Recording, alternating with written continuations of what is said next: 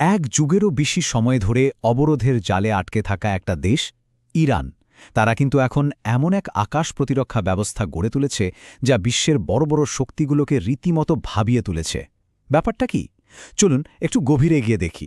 তো প্রশ্নটা খুবই সোজা। ইরানের আকাশে ঢোকা কি এখন প্রায় আত্মঘাতী একটা মিশনের মতো? ভাবুন একবার, পেন্টাগনের বড় বড় জেনারেলরা, এমনকি ইসরায়েলের সামরিক স্ট্র্যাটেজিস্টরা সবাই এখন তেহরানের দিকে তাকিয়ে নতুন করে ছক কষতে বাধ্য হচ্ছে। কেন? কেন বিশ্বের তাবর তাবর শক্তিগুলো ইরানের রাডার স্ক্রিন দেখে দুবার ভাবছে? তো চলুন প্রথমে দেখি ইরানের এই এয়ার ডিফেন্স সিস্টেম বা আকাশী দুর্গটার মূল ভিত্তিটা কি। এটা ঠিক যেন একটা দুর্ভেদ্য দেয়াল, কিন্তু কিভাবে তারা এই জায়গায় পৌঁছালো?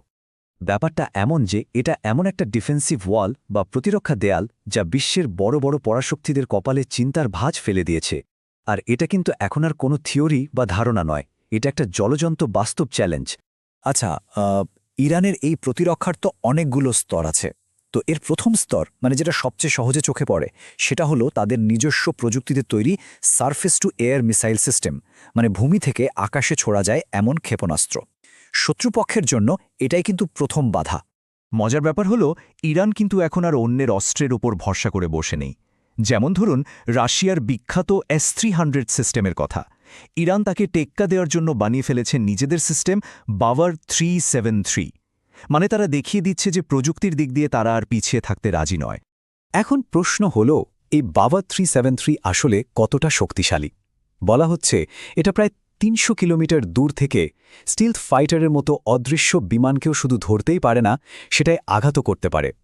৩০০ কিলোমিটার, ভেবে দেখুন একবার, এটা কিন্তু বিশাল একটা এলাকা।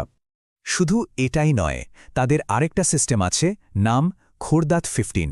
আর এটার আসল খেল হচ্ছে গতি, মানে এটাকে যুদ্ধের জন্য তৈরি করতে সময় লাগে মাত্র ৫ মিনিট। ভাবুন, যে কোনো সারপ্রাইজ অ্যাটাকের জবাব দেওয়ার জন্য এটা কতটা কাজের। আর এসব যে শুধু কথার কথা নয়, তার কিন্তু প্রমাণও আছে। মনে আছে আমেরিকার সেই অত্যাধুনিক গ্লোবাল হক ড্রোনের কথা? ইরান কিন্তু সেটাকে আকাশ থেকে নামিয়ে এনেছিল।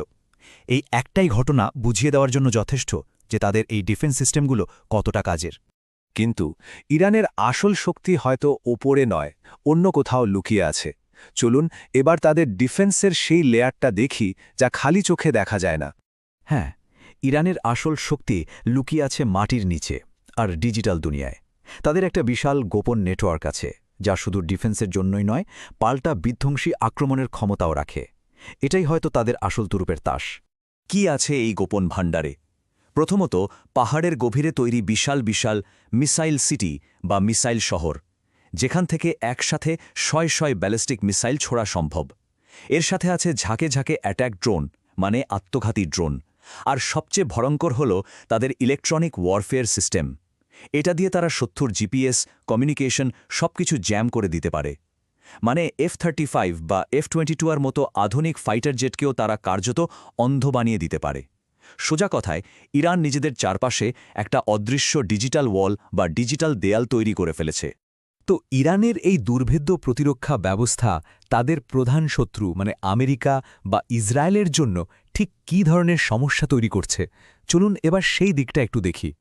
দেখুন, আমেরিকার মতো দেশ কেন সরাসরি আক্রমণে যাচ্ছে না? কারণ সবাই জানে ইরানের এই মাল্টিলেয়ার ডিফেন্স ভাঙতে যাওয়া মানে একটা ভয়াবহ, লম্বা আর রক্তক্ষয়ী যুদ্ধের শুরু করা। আর ইসরায়েলের কথা যদি ভাবি, তাদের আয়রন ডোম যদি ইরানের মিসাইল বৃষ্টি সামলাতেই হিমশিম খায়, তাহলে ইরানের এই পুরো দুর্গটা ভাঙতে তাদের যে কী পরিমাণ মূল্য দিতে হবে তা ভাবাই যায় না।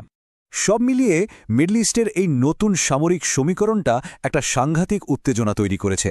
আর এখান থেকেই কিন্তু আসল প্রশ্নটা উঠে আসছে, ইরানের এই দুর্ভেদ্য দুর্গ, এটা কি তাহলে মধ্যপ্রাচ্যের শান্তির গ্যারান্টি দিচ্ছে, নাকি এটা এক ভয়াবহ ধ্বংসাত্মক যুদ্ধের পূর্বাভাস? ইরানের এই শক্তি কি সত্যি আমেরিকা বা ইসরায়েলকে আটকে রাখতে পারবে? এই প্রশ্নগুলোই কিন্তু এখন বিশ্বজুড়ে ভূরাজনীতির বিশ্লেষকদের রাতের ঘুম কেড়ে নিয়েছে।